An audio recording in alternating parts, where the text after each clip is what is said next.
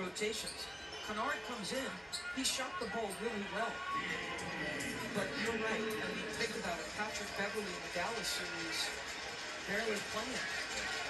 He began the series against Dallas as a starter, and after 2 games was supplanted by Reggie Jackson. As we look at what the starters on the bench did in game 1. With Kennard in the ball game now, he had 18 off the bench. Feels like the ball pressure of the Los Angeles Clippers over the last several minutes has picked up. And ideally, you want to make this Utah Jazz team, outside of Donovan, one-on-one players. Great point. And Doris, your point brings to mind the fact that Quinn Snyder right now is only short his all-star point guard, Michael Conley, as we take a look at the foul on the play by Beverley, who was holding Ingles a little bit too much. I thought he fouled him a couple of times, to be perfectly honest. Ingles out top. Clarkson on the wing, guarded by Batum. Clarkson, the short jumper is pure. Because let's be honest, as you see Mike Conley on the bench, and they're hopeful perhaps next game they're going to miss him. Because to me, the Clippers have the most talent. They've got 2 elite players, or should be elite, in Kawhi and Paul George. And when they're locked in defensively and moving it on the offensive end, they're as good as anybody in the league, Mark.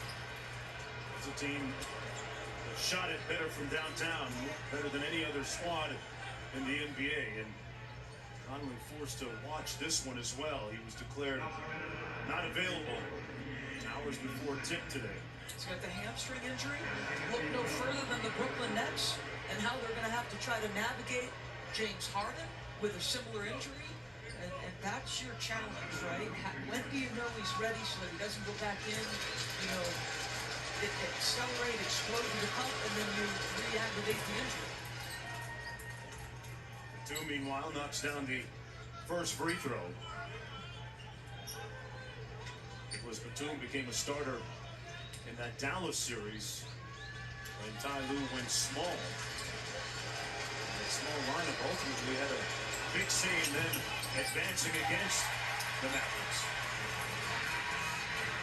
This is the second one, but it feels like the Clippers have withstood that furious start by the Jazz, trailing by just 3 now. Both teams are shooting in the penalty. And Joe Ingles going to go to the free throw line. Ingles, a 84% foul shooter on the season.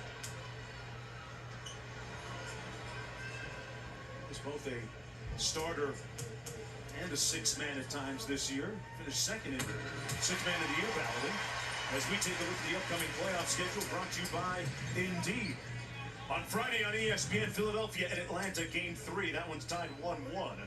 Followed by Phoenix at Denver, Game 3. The Suns leading that 2-0. Then Saturday on ABC, it's an 8:30 tip for the Jazz and Clippers, Game 3. For more of these games, go to NBA.com or visit the NBA app.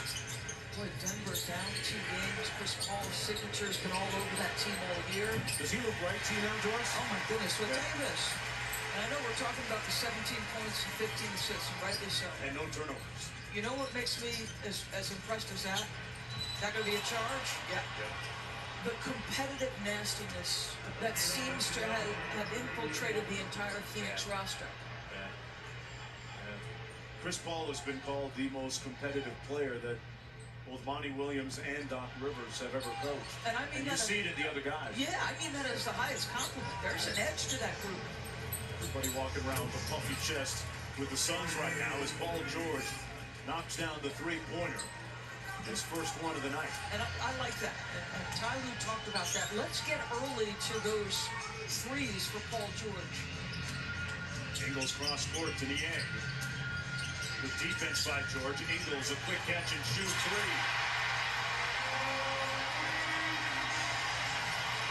Clippers can get 1.